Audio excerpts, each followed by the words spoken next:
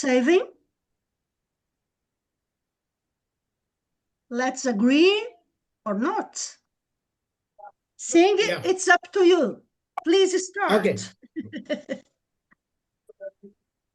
So, a very good morning to Brazil, good evening to India, good day to all viewers and members of Global Edu Leaders Forum. After a long break, we are again here on Gel Talk. Our topic always same, sustainability in education. So, taking this talk, each speakers will have 5 to 7 minutes. As you know, we do not speak from any literature or any reference. We talk from heart and experience. So once again, welcome to all the panel member here and speakers. It's a great privilege for me to take this journey in fifth year, which was originally started with the Mahana ma'am's blessing from her home. Let me have a first speaker. Now, everyone is talking about sustainability. As an educational leader, this is the right time in the world of Gen Z. Yeah. How we transform sustainability into practice. We keep talking. So, as a first speaker, Mahana ma'am, bless the audience and Gen Zs, those who are here on the screen or those who are going to watch. How we transform this practice on the ground. Welcome to you and over to you. Thank you so much.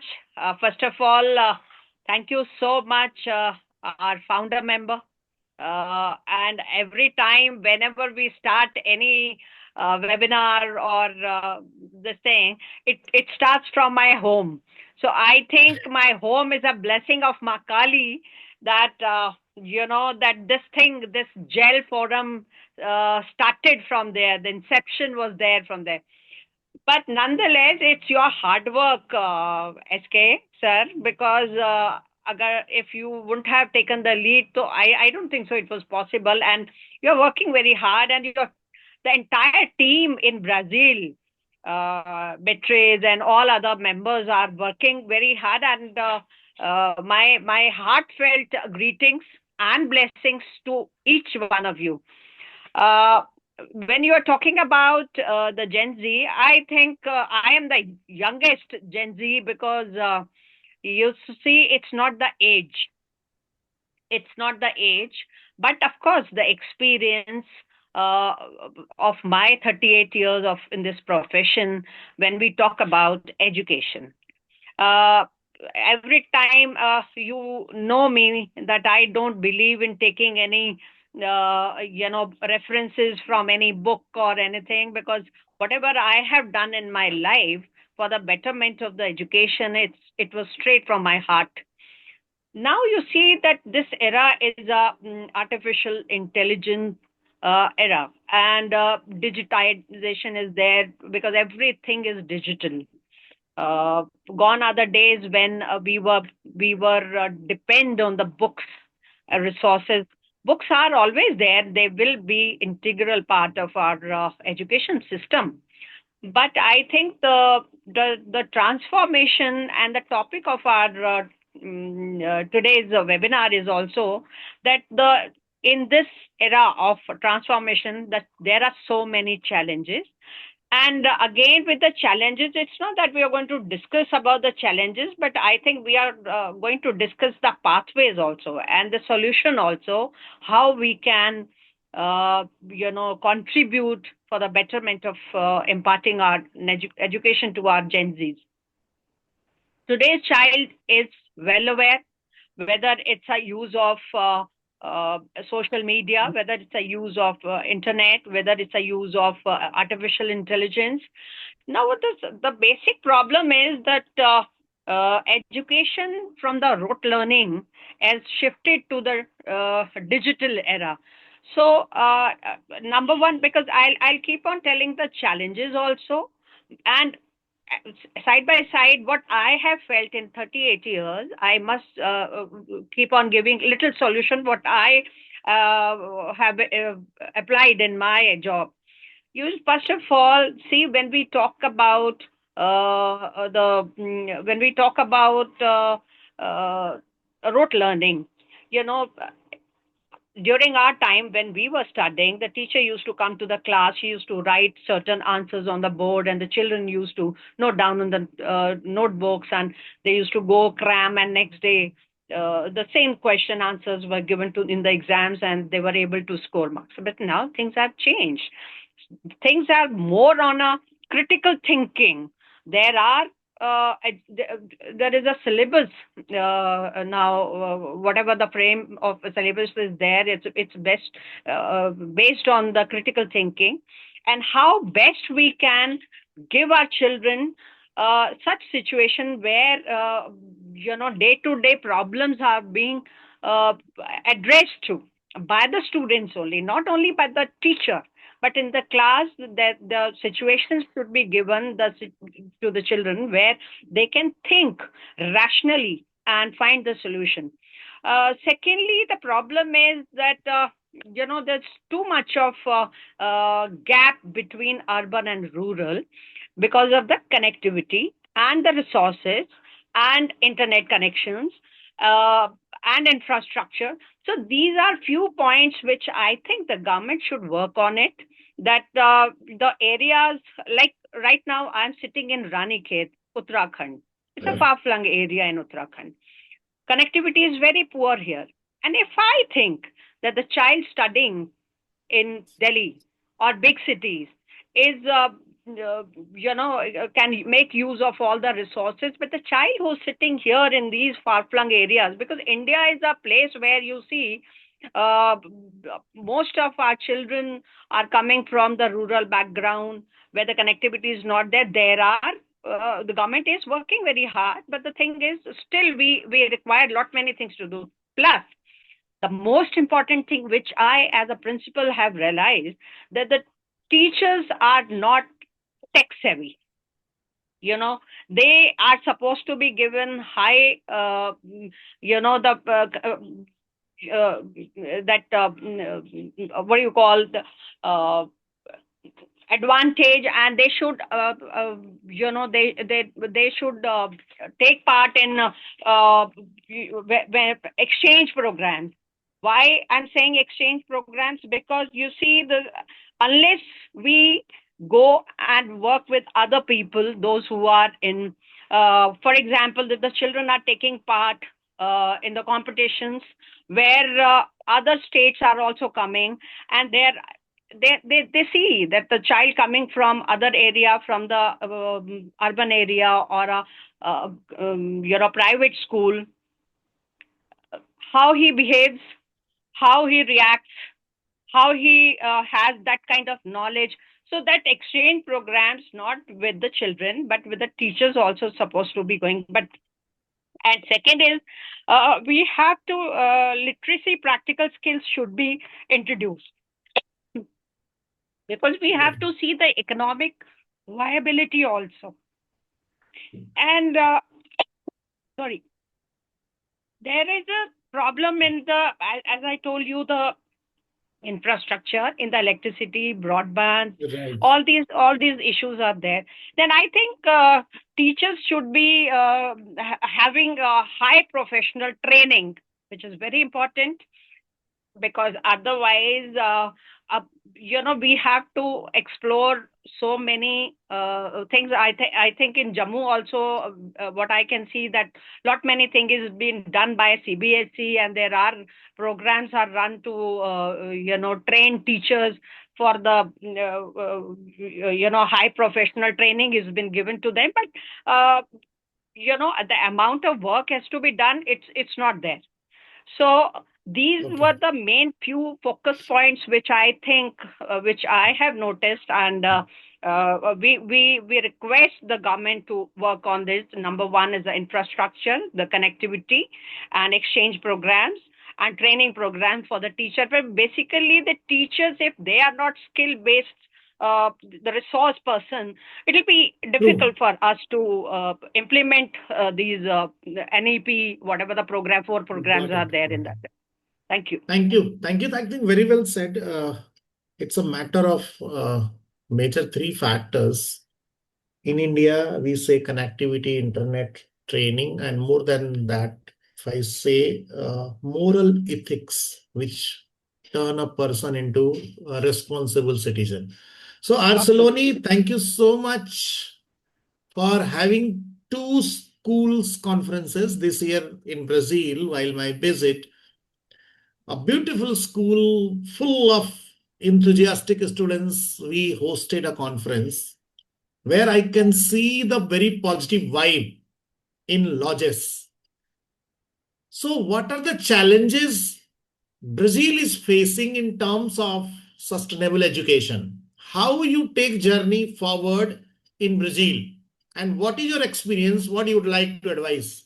So, welcome to you, Professor Arceloni, and over to you. Well, thank you. Thank you. Thank you. You are with us in Brazil and everywhere. No limits, no frontiers, yes? And we are here to discuss education once more.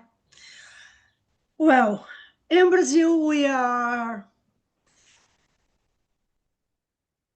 facing deep problems with education, as otherwise other worlds, I suppose. It's not easy to educate today. Not easy.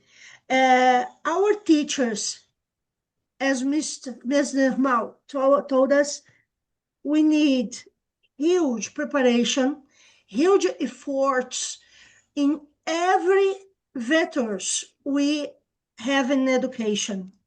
Can I share my presentation? Yeah, sure. Okay. Beatriz, please.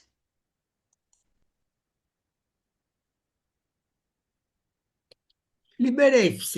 It's okay. Okay, yeah. Thank you.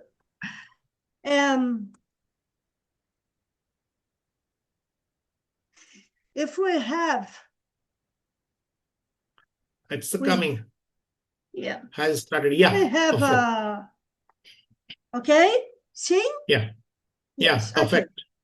So, we are talking about education, and we are talking about a transformation. If we were talking in transformation, we are also talking in complexity. Mohan and centuries before Comenius. The question is, why teaching? Why learning? All the processes are through education. There is no answer in a different way if we don't talk about education. Education changes, transforms, makes people's life better. No sure, for sure it is. So education is the main process we have. Along all our history, we have education, informal and formal education. Along centuries, two past centuries, we talk about planning, developing, applying, testing, and evaluation. All with a teacher that knows everything and students that have thirsty to know. 2 centuries ago, it is okay. Last century, in the beginning, it's okay. But we have a revolution, and the revolution brings us new questions, new asks, new way of life. And perhaps education never stopped changing, transforming, but the future shows us that education nowadays is transformed faster and faster from itself in a way that we are experiencing today. We are living as everywhere we are, every time we are, experience an era of changes. We are living, for sure, a change of this area. And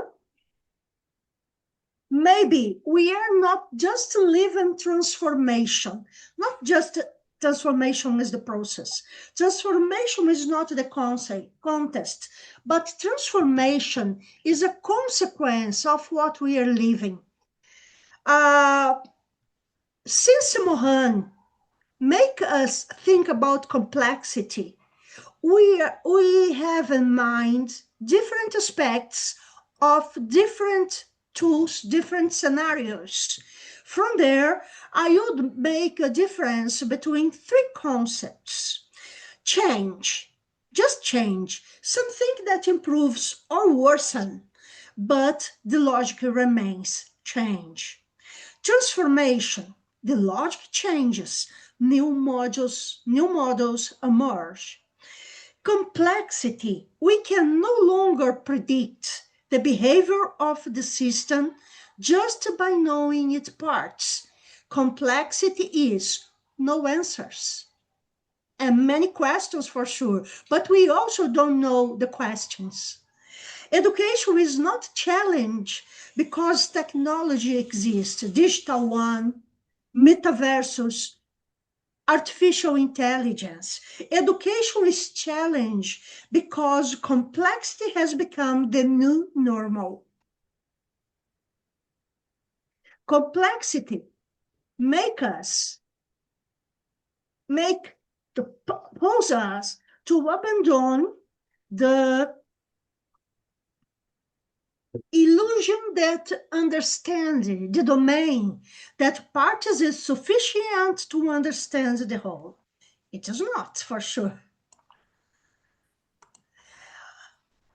We are living this time, this era of challenges, some challenges, and maybe we don't have the answers to pathways. For almost 2 centuries, the school has a mission, just transmitting knowledge. Today, transmitting knowledge, as I had spoken in the beginning, is not enough. Knowledge has become abundant. We have nets, we have social nets, we have Instagram, TikToks, Coursera. We have a lot of improvement and possibilities to build, to have access to knowledge. Artificial intelligence answer us questions, videos, teachers, procedures, tutors.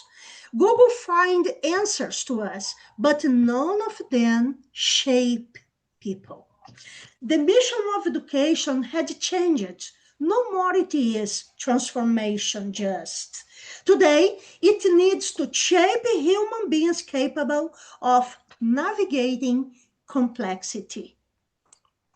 The second challenge we are experiencing our major disruptions simultaneously. Artificial intelligence, digital transformation, demographic changes, and climate crisis. Yesterday, a very big iceberg appears in Greenland. It is there, neighbor, a big one. The third challenge, perhaps the greatest one of them, is what we know which professions will exist. The professions we have nowadays, some are dying, but we know which skills will remain indispensable. So competence, skills, that is what we are talking about. Know how to do. Some skills that are very important, and we have lots of them: curiosity, critical thinking, creativity, collaboration, ethics, continuous learning. Day by day, we need to learn one thing a day. Education shifts from teaching answers, it begins to teach how to formulate good questions. For example, the good prompts to AI. No good prompts, no AI. A quiet shift that we are facing, a silent world. For a long time, we have spoken about inclusion. But today, what we need to speak is about equity. No more inclusion. Now, not offering exactly the same education to everyone, but offering each student what they need to reach their full potential. This is perhaps one of the greatest pedagogical advances of this century. Each student is each student. The new student is the contemporary. The new student wants meaning, purpose, flexibility, experience, internalization, no more frontiers, just political frontiers, hands-on learning. That's part of our student. This new generation is no more quiet and listen to teachers speaking and speaking and speaking. They no longer compare universities solely against one to another. Institutions, no answers, no more. They compare the educational experiences in Netflix, Spotify, Coursera, TikTok, ChatGPT, Instagram, and lots of possibilities. This is the new competition. This is what schools must look at. Paths to the future that I propose.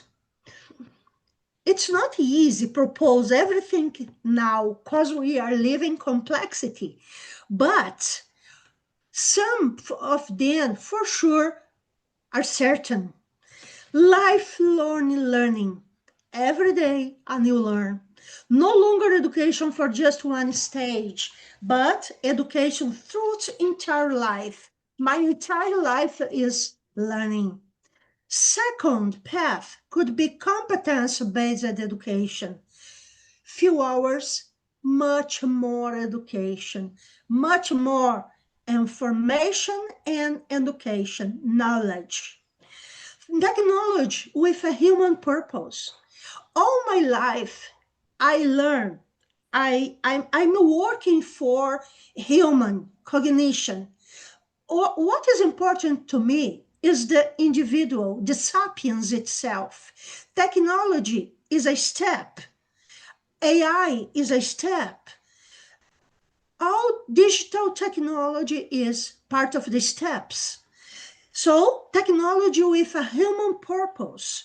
Technology at serving people and feel never the other way around.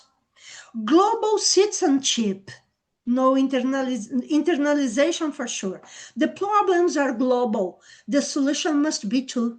A student here or India or Groenland, everywhere, on the moon, for sure is the same.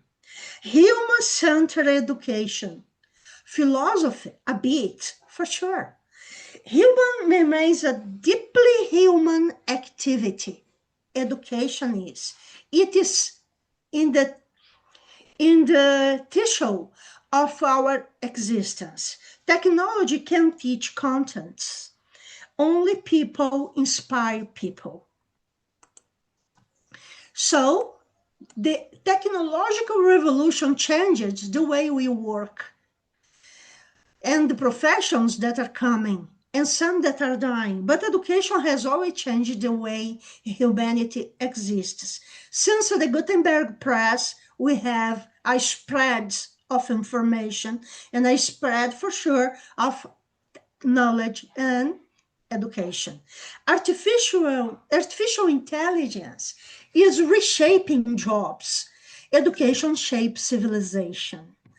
And perhaps that is our greatest responsibility.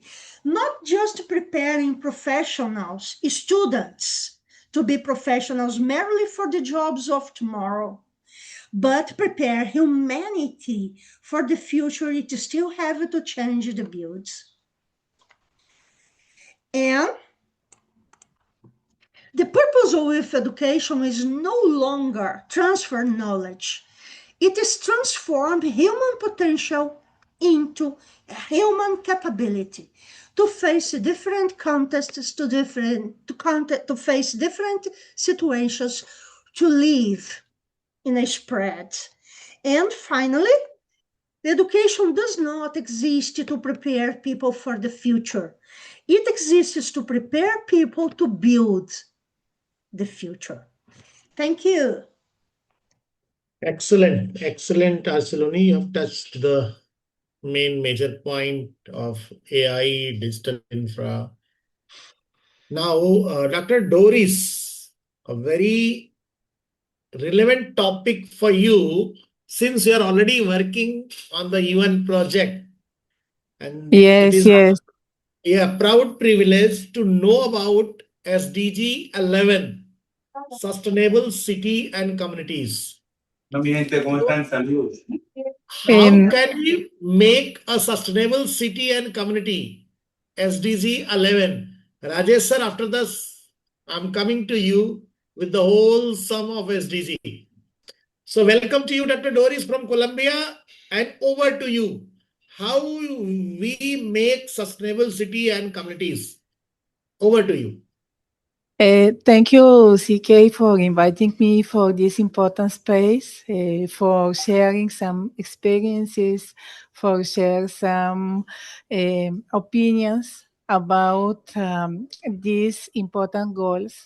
Thank you for inviting me, and I want that Hel and Beatriz and also you come to Colombia, come to Cartagena. Now I'm working at Umayor. Is an institution that has some of the basic areas of knowledge, education, administration, business administration also, engineering faculty, and also we have a program that named articulation is the articulation between secondary school and university studies. It's very important for us to do this articulation because all starts in secondary schools but by the university studies we can transform some ideas in project, and we can transform the project with the results that very important for the institutions, for the countries, and for the networks like yours and the networks like the community for mirror classes, that possibility, the inter-institutional, inter-networking work, and this multiply the results, and this multiply the effects for the participants in the processes, and the collaborative work makes that work is easier, that work is very important and very visible for the institution that participate in these initiatives. I can share some ideas around the topic we discussed today. The first, I think that is the strategy to organize the interinstitutional and interdisciplinary work, is the theme of circular economy. Is very important to organize the activities for teaching, learning, and assessment and evaluation of the learning results or learning achievements by this integration of different kinds of subjects, and this allows that the students can a huge idea about the work, about the ways to collaborate, and the ways to relation between studies and the practical work to protect the nature, to protect the environment, and so on. And that is the first idea, that circular economy and the organization, the different activities around one theme. For example, mode, food, dressing, etc. The second idea is around the integrated projects. It's different from the circular economy because in the circular economy, it means that we have all the stage from the production to the consumer. Excuse me. But the integrated project, we can focus on some disciplinary subjects like sustainability, like teamwork, like education, and allow the organization of the learning activities with different strategies like learning based of challenges. It's very interesting methodology to academic activities within it and without the presence of teacher, because some of the activities like the protection of nature, we can do it in our own space. It's very important. We won't always work and talk about classrooms, but more of the issues are issues that are issues for life, issues at home, issues at street, issues in the relation with the nature, issues in relation with in family, in the whole protection of that we have around us. That is the second point. The third is the theme of funding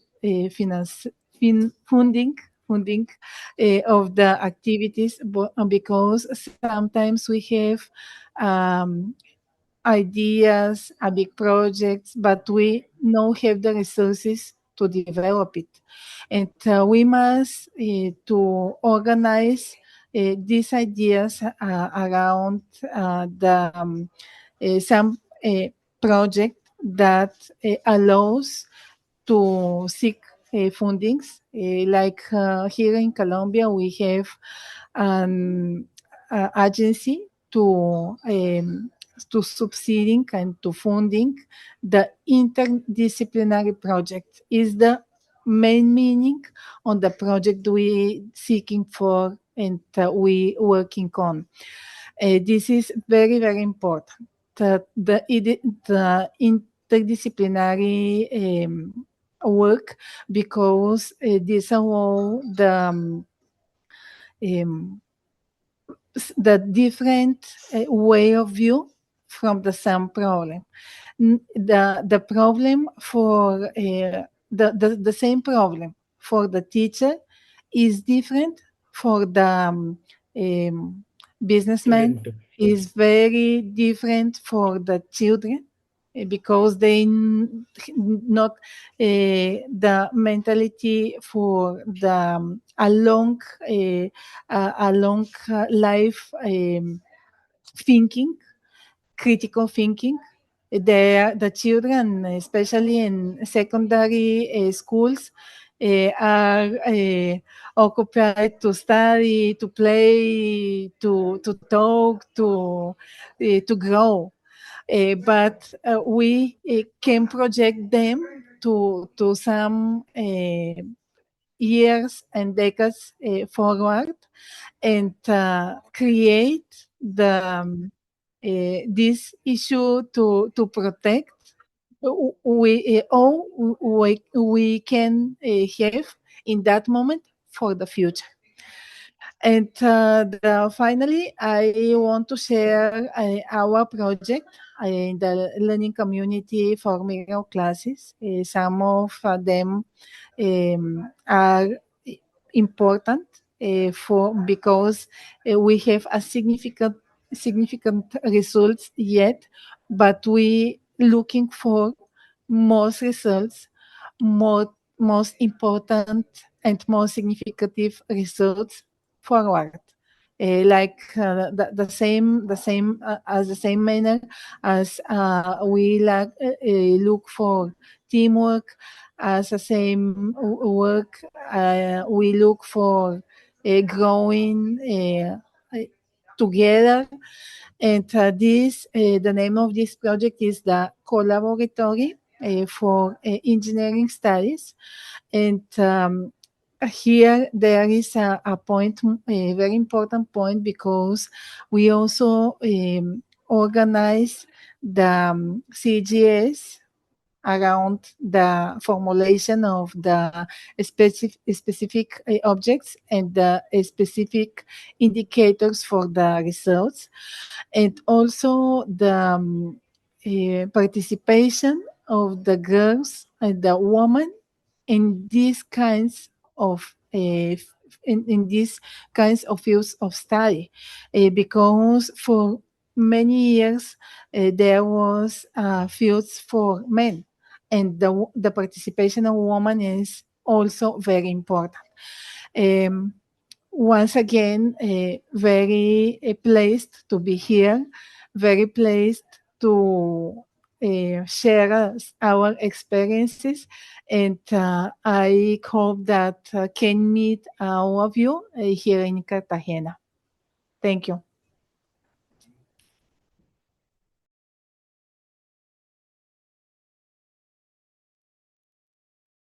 Sir, unmute yourself.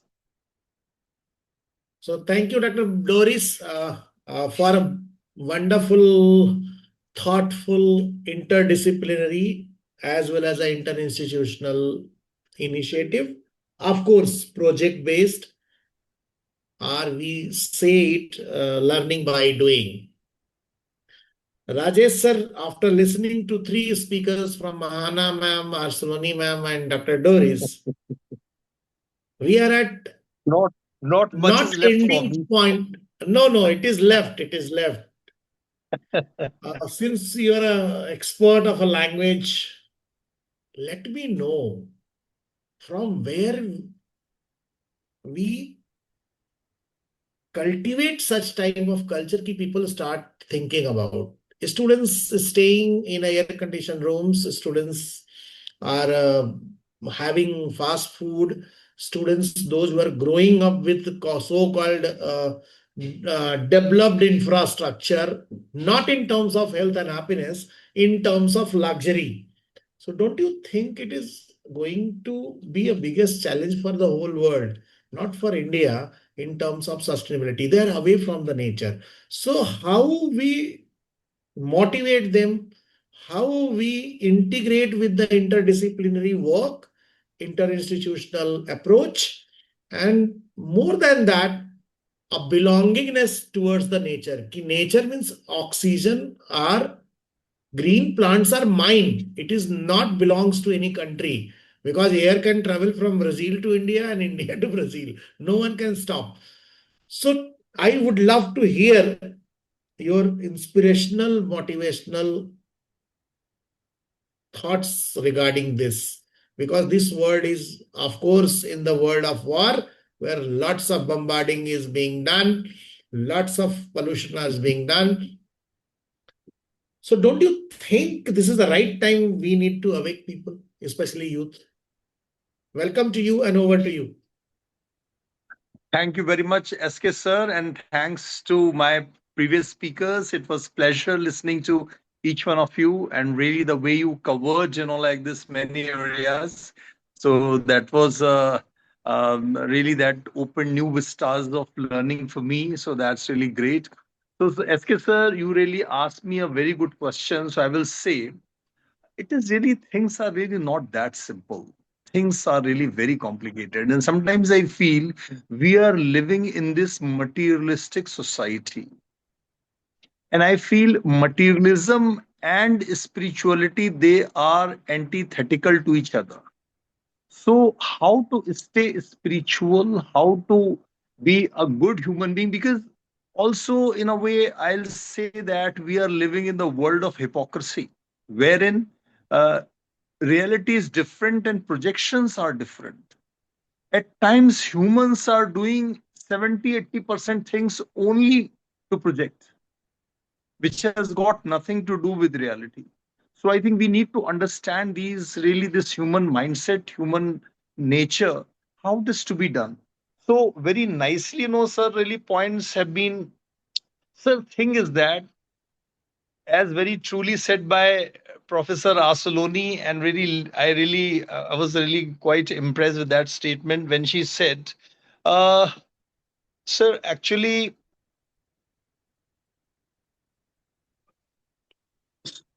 education should be lasting. Education must be transformative. It should not have a very short, I'll say, uh, this impact. So I feel at times a very personal thing I'll share. Like sometimes I wonder, like in schools from nursery to class 12th, children are groomed so nicely with a very strong value system and for social contribution, for empathy, many aspects, But after graduation, when children come back, so I feel that the most of the value system, most of the things which are given to children, they were really down the drain kind. So I feel it should be lasting, which is very important because world needs today children with a strong value system. So if value system is not strong, things will not be really good. So I feel that education, through education, we need to really inspire children. We need to have a dialogue with children. We need to tell children this materialism will not really fetch, this planet anything great. And I feel personally anything in the name of development that really harms this planet. So, how to go for development so that it should not impact negatively our planet Earth. So, that is very important. So, sir, again, we can see that although efforts are being done, but still, how natural resources are being used, right? And things are really getting so tough. Again, these days, the summers in India, how many ACs I go to any mall and I find that, oh my God, what a kind of power consumption. People, even in households, also, there is no endurance.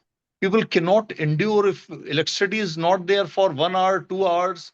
Even in schools, if electricity is not there for 15 minutes, we start receiving phone calls from parents. What has gone wrong? Like such a big school and there is no power backup generator immediately. Why did my child suffer? But sometimes I feel when energy, the scenario is so poor, such a huge consumption of energy, then I think we should really develop our own immunity in such a way so that besides children are really away from nature. So I feel that every school, it is a moral responsibility of every institution to keep children close to mother nature, which is very important. And sometimes I feel activities are done but they are just skin deep. There is not really anything from their the core of heart. It's not like that. How many children really enjoy watering plants in the evening hours if they have some plants at home, which is very important. How many children would like to really do some tending of those plants on Sundays and other holidays, which is very important. So I feel something really lasting required. And for that matter, some mental makeup, mental framework of children, how to do that. And before, besides SK sir and everyone, I would like to say, first of all, adults have to be the role models. I'm sorry to say. We expect a lot from children. We expect a lot from children. They should be the change agents everywhere. But what about elders? What about adults? So we have to look into that. We should be the real role model so that children should follow us. If we are a practitioner, only then we can be a preacher. Otherwise, we have got no right to be a preacher if we are not a practitioner. So whatever we say, we should understand that in letter and spirit. Only then children will also understand, because values are not to be taught but to be caught. The way we are really spending the day or living our life, so that our daily routine, our deeds, our activities, the children should really take it, like, or imbibe, right, in letter and spirit, not just for the sake of really some show off. So that way I feel, this we need to be the role models. Adults will have to be the role models, and whatever we expect from children, we'll have to do and show them, yes, it is the right way. So that's very important. So only then we can look for some sustainable development and this environmental sensitivity. If all the adults in a family can claim to be environmentally very sensitive and through their deeds, through their thinking, perception, only then they can expect, the children of the family to be environmentally sensitive. So really, it's a very, very big thing, because know thyself and conquer thyself.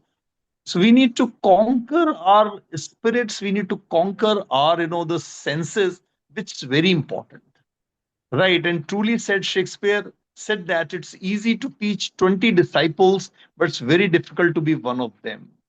So what do we expect from the society? What do we expect from children? First of all, we should be a role model, and we should practice all those things. Thank you very much. Thank you. Thank you so much, Rajesh sir. Very well said, led by example. So after listening all speakers, I can conclude nothing is impossible, but we have to take a step forward. Challenges are there, but later or sooner we overcome. Now, if I say this continuous discussion should take place, and we have a role to make people aware, Global Edu Leader Forum is the forum where you, all speakers, all stakeholders, all viewers get benefited with right objective in the right perspective. At last, I would like to express my gratitude. Valentina, are you here and you would like to say something? Okay. So I think session is 7:20. It was supposed to be 7:10.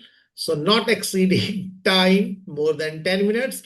Thank you so much, Beatrice, for again taking lead. Thank you, Dr. Doris. Thank you, Arceloni. Thank you, Madam Mahana, and my elder sister, who has been always inspiring and guiding force. Madam Maria, who has always been on the screen at this age, and Rajesh sir, elder brother to me, very energetic and inspiring. So journey of gel is again on. Let's make it more impactful. Next time, Rajesh will be joining us from Lucknow. Oh, great. Okay. Congratulations, Rajesh sir. Thank you. Thank you. I've decided to relocate to Lucknow. So just coming back CMS? with lock, stock, and barrel. Yeah. CMS? Yeah, most probably. Yeah. CMS. Yeah. Chalo, all the best. We'll catch you Thank in the you. Lucknow. Thank you. Thank you. Sure, Thank you sure. so much. Speakers, Bye-bye. thank you so much. Thanks, Thank you. everyone. Thank you. Thanks, Thank you, everyone. Thank you very everyone. much. Thank you. Bye-bye. Happy Thank Thank New Year you. to you. Bye-bye. Thank Bye. you. Thank you, Doris. Bye. If Bye-bye. you say me, I should click a photograph Yeah, and yeah. share it with you. That will be. Beatrice, missing you. It's not One, possible. Only two, this them. three. Thank you so Salt. much. Catch you. Thank you. See you Thank in the you. next Bye-bye. day. Bye-bye. Beatrice, Bye. Bye we miss you bye. too. Bye-bye. See you. Beatriz is Ciao. facing problems with camera. I need a new computer, maybe. It's Bye coming. bye. Bye bye. Bye bye.